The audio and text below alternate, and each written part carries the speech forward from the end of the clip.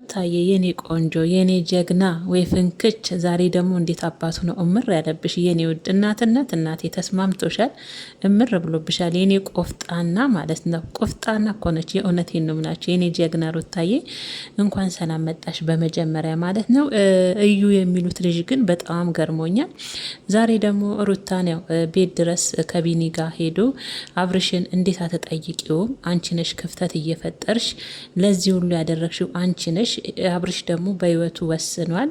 ከሄርሜላ ጋር ተያይዘው አንድ ላይ ከሀገር ሊወጡ ነው። ይሄ ሁሉ ክፍተት ደግሞ የአንቺ ምክንያት ነው። ምንም ቢሆን ደግሞ የልጅሽ አባት ነው። እንዴት ያ ሁሉ ሰው እየሄደ እየጠየቀው እንዴት አብርሽን ሄደሽ አትጠይቂም? ሄደሽ እንዴት አብርሽን አትጠይቂውም? እግዚአብሔር ይማረካ ለምን አትዩም? ይሄ ሁሉ ነገር የመጣው በአንቺ ክፍተት ነው። ሩታን ለማስጠቆር እኮ ነው። ይሄ ምን አይነት አለቅላቂ ነው? በእግዚአብሔር የእውነቴን ነው የምላችሁ ቤተሰቦቼ፣ እንደዚህ አይነት ሽልጥልጥ ወንድ አስጠላችሁ።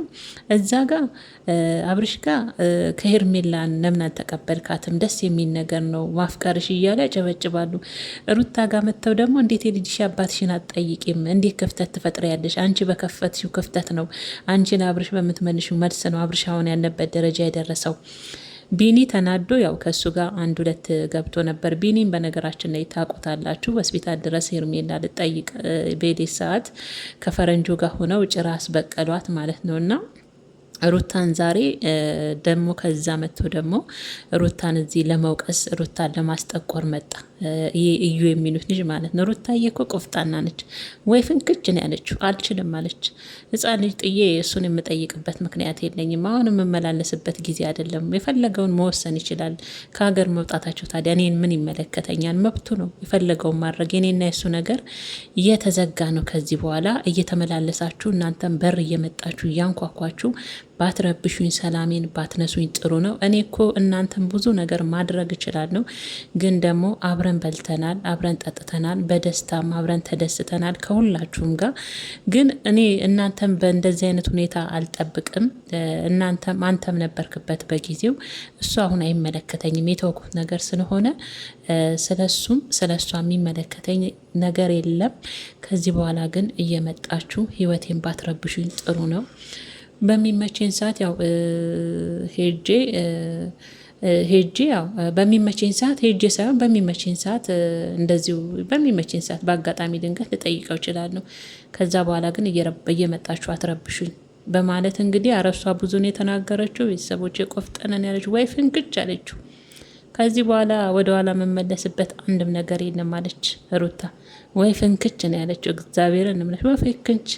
ከዚህ በኋላ የኔና አብርሽ ነገር ወደ ኋላ የሚመለስ ነገር የለም። ደግሞ እንዴት አባቱ አምሮብሻል የኔ ቆንጆ ሩታዬ፣ ካይና ወጣሽ የኔ ወደ። ወይ ፍንክች ለምን ጥርግ አይሉ?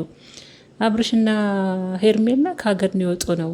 እዩ ነው ዛሬ እንግዲህ ለሩታ የሚነግራት። ይሄዱ ግልግል። እናቴ ወርቅ እኮ ናት። የቀለለው ያቀለላት ቢሄድ ያከበራት ይመጣል መስሏችሁ ነው? ያቀለላት ቢሄድ ያከበራት ይመጣል። ሩታ ሀብቴ እንደሆን ምንም አትሆንም። እንዳያችሁ አሽቅርቅር ብላ ትኖራለች። እናንተም እንዳጨበጨባችሁ ትቀራላችሁ። በዚህ አጋጣሚ ዛሬ የሩታዬ መልስ ተመችቶኛል። ለካ ሐኪም ቤት ሄዳ አልጠየቀችውም። እውነትም ወይ ፍንክች፣ አንቺ ቆፍጣና ነሽ የሆነት ጀግና ሩታዬ። እንኳን አልሄደች። ፌንት መንቀል ባብረሽ ተጀመረ እንደ የልጅሽ አባት ነው። ምንም ቢሆን ፌንት መንቀል እኮ ቀላል ነገር ነው። ራስን መሳት። እኔ ብዙ ነገር ሆኛለሁ እኮ አለችው። በሱ ብዙ ነገር ሆኛለሁ፣ ብዙ ነገር አሳልፍ ያለው።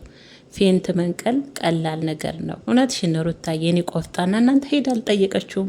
ነገሩ ደግሞ አራስ ቤት ናት። ደግሞ ምንም አልመሰላት ሩታ። ደነገጠሽ ምናምን። ኧረ እሷ ምንም አልመሰላት እናቴ፣ ምንም አልመሰላት። እግዚአብሔርን ነው ምላችሁ። የፍቅር ጥያቄው ላይ እናንተ አልነበራችሁ እንደ ስታጨበጭቡ ፕሮግራሙን አዘጋጅታችሁ የነበራችሁት? ዛሬ ሩታ ጋር ሄደ እዩ የሚሉ ልጅ ማለት ነው። እንዴት ነው ግን እንደ ሴት ሁለት ቦታ የምትጫወቱት? ወንድ ልጅ ቆፍጣና ነው። እኔ ድሮ ማቀው ጀግና ነው። አሁን ያሉ ወንዶች ደግሞ በተለይ በአብርሽ ዙሪያ ያሉ ወንዶች ሴቶች ይቅርታ አድርጎን ይለቃሉ። ቤተሰቦቼ በጣም አጨብጫቢዎች፣ አልጫዎች ሴቶች እዚህ ጋር ሄዶ የልጅሽ አባት ነው እንዴት አትጠይቂውም? አንቺ ባመጣሹ ክፍተት ነው አብርሽ እዚህ ደረጃ ላይ የደረሰው። ህመሙም እንደዚህ ሆነው ቢያንስ እንኳን የልጅሽ አባት ነው እንዴት አትጠይቂውም? እዛ ሄደው ደግሞ ሄርሜላን ተቀበላት ፍቅሯን። መታደል ነው እኮ አብርሽ የሚፈቀር ልጅ ነው ይላሉ። እንደው ምን አይነት አልጫዎች ናቸው አብርሽ ጓደኞች። እንደው ሩታዬ አንቺ ሰላምሽ ብዛ የኔ እናት፣ እኛ አንቺን ሰላም ነው የምንፈልገው። ሴት ነሽ ምንም ብትሆኝ